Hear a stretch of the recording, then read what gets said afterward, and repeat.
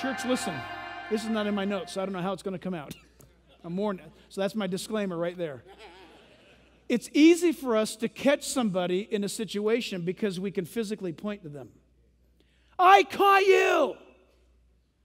And I understand that. And I'm not putting it down. There's a lot of power in that.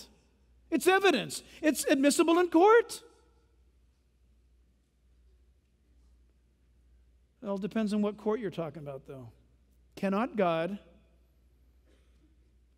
look down into my heart or your heart and point the finger at us and say, wait a minute, Jack, as you point to that person right there, have you not in your own life thought these thoughts? But God, they were just thoughts. And he said, well, you know, with the court where I preside over, thoughts, we have those entered into our courtroom. Jesus said, if a man or a woman, it goes either way, looks at a man or a woman and lusts after them in their heart for sexual dominance, fulfillment, pleasure, what did Jesus say? You've already committed adultery. That's in the courtroom of God. So if you caught him or you caught her, are you willing tonight to say, you know what, the marriage is over, that's it, it's over. It's just done. The reason why you're saying that is because, honestly, I don't mean to pour insult on injury here, but the reason why you're saying that is because you have nothing else in your well to grab from. You are scraping the rocks, dude. I understand that. But there's more. I'm leaving her. I caught her. Listen, stop for a moment. The reason why you feel that way is because you have got nothing to grab onto.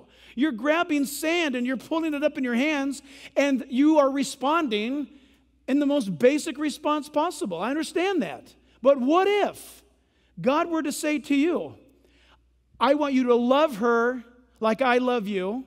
I want you to forgive her like I have forgiven you.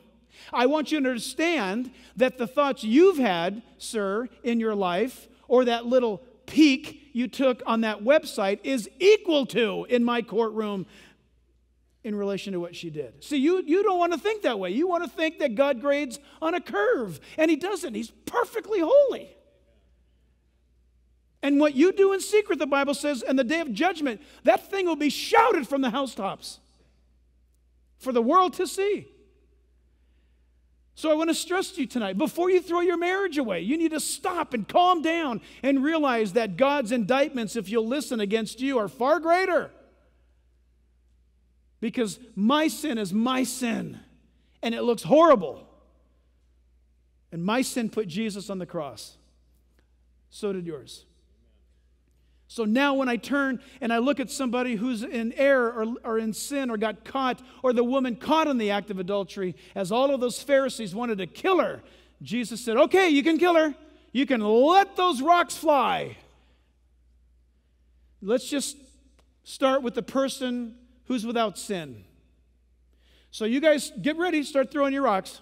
Just the first guy to throw rocks has got to be the guy that's without sin. Go for it. And they all left. Boy, you see that movie, Stoning of Sarai. Did she not need Jesus at that moment? Huh? If Jesus wouldn't have been in that chapter of John's gospel, that's exactly what would have happened to her. What you saw in that movie.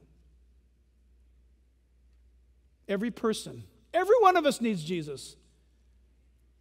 And if you think that your husband's a greater sinner than you are, or your wife is a greater sinner than you are, then you've missed a complete definition and understanding of atonement and the redemption that comes through Jesus Christ. I put Christ on the cross. And it's a tremendous thing. You say, Jack, what are you being so hard about that for? Because you know what? When I find out how much he has forgiven me, it's easy to elevate him as my Lord. I don't have to muster it up and conjure it up.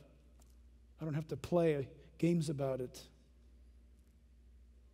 He's amazing.